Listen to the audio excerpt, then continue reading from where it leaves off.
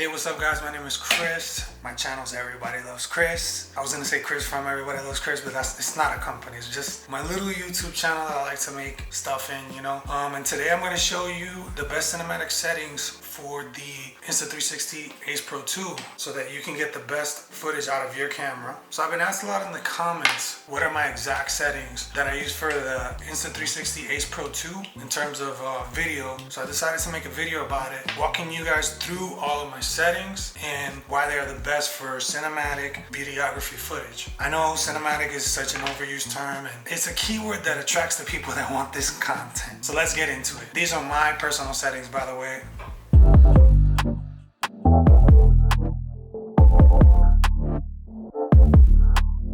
General camera settings. Alright, so when you turn on your camera, what you're gonna do is you're gonna swipe down from the top to access your settings. Then you're gonna swipe right. Then you're gonna see this microphone here. Tap on that microphone, select built-in microphone, and then select voice enhancement. The on-camera mic is pretty good. It's gonna equalize and compress your audio for super clean audio. It sounds pretty good out the box.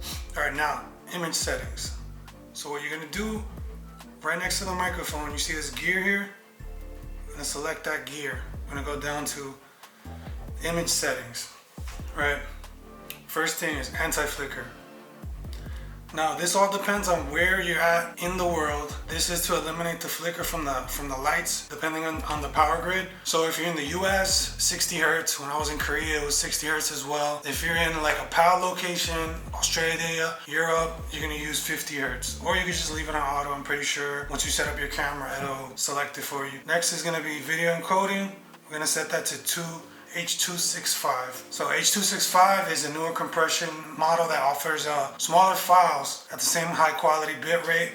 It's good for 4K, 6K, 8K, all that good stuff. And these files are pretty huge, so any kind of advantage you could get over a file size. Next, one of the most important ones is gonna be your bit rate. We're gonna set this to high.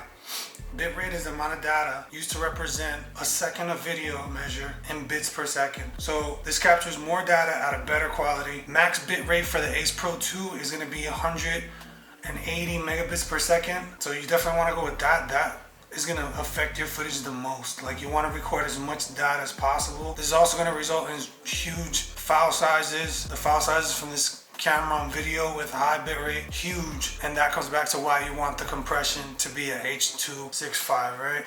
That's one of the big things. So that's pretty much it for your image settings. So now we're gonna go into your video settings, like your actual record settings. As you can see, I got notes there because your boy sucks at this. So what you're gonna do, swipe up. I use stabilization standard. I'm not doing anything crazy. Standard stabilization is a really good middle ground to preserve natural motion while having gimbal-like shots without cropping. If you're gonna put it on a tripod, turn this guy off. Next is gonna be your ratio. So you do have 16:9, and then you have OpenGate. OpenGate sucks. Everyone says, oh, you can record OpenGate because you can crop in. However, this footage is not meant to be cropped, and I'm gonna tell you why 16:9 is the best. One, it's what YouTube uses. Instagram, Reels, flip it, portrait mode, it's perfect. TikTok, same thing. YouTube stories, same thing. You don't want to be cropping into this footage. You're going to be losing way too much information. These images are not super sharp. They look okay. Let's keep it 16:9, and then there's going to be another reason coming up. Why? I shoot in 4K exclusively. I don't use the 5.6. I don't use 8K. None of that. Because we're shooting in PureVideo doesn't allow you to shoot above that, because when you're using PureVideo, is using the internal AI chip to process these images to give you this, HDR, this great low light images, so it can't do all that at the same time. But even then, I never shoot at 8K, I never shoot at 6K. 8K heats up your camera way too much. The video lags in the back. It's terrible. The battery lasts like 20 minutes and you're done. We're gonna do 4K. And I shoot at 30 frames per second because 30 frames per second is what YouTube streams your footage at.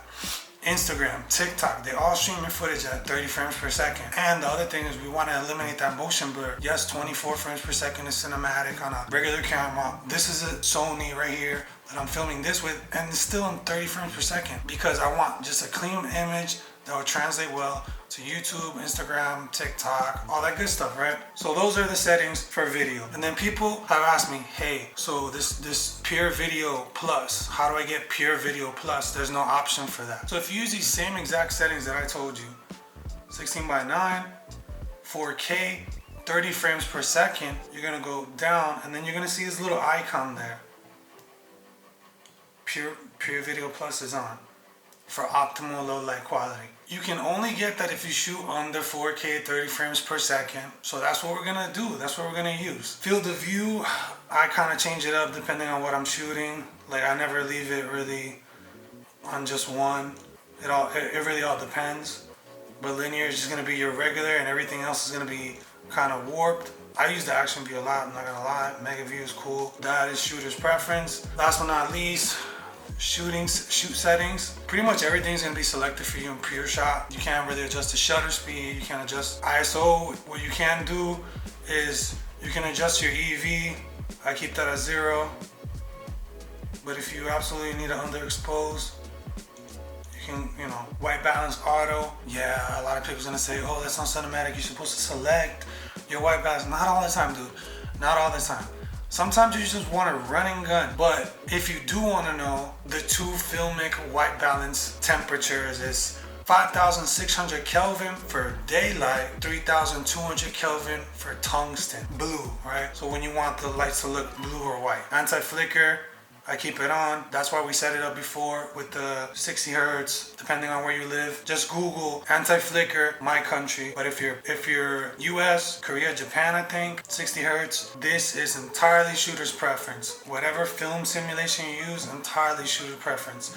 I like CC2 film, but I don't always use that. For the most part, I use the standard profile, because it gives you a flatter image, and I like to color grade everything in DaVinci. So if you want to color grade and you want to get the best out of your footage, I would use the standard profile. The last thing is your sharpening. I keep it at low because I want to sharpen it in post in DaVinci.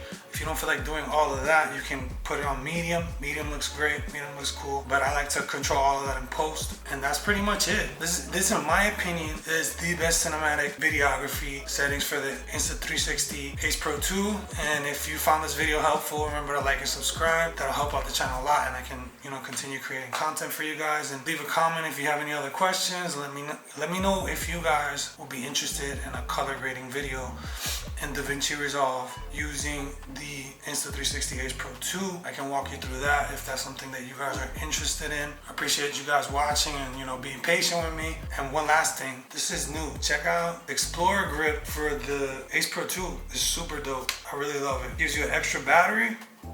It gives you USB port, SD port. Comes with this wrist strap. You got shutter button on top, function button, zoom rocker. Gives your camera a really good feel. It also gives you a cold shoe on the top, and then you see that little hole right there. That's for a microphone, so you could actually plug in an external microphone there.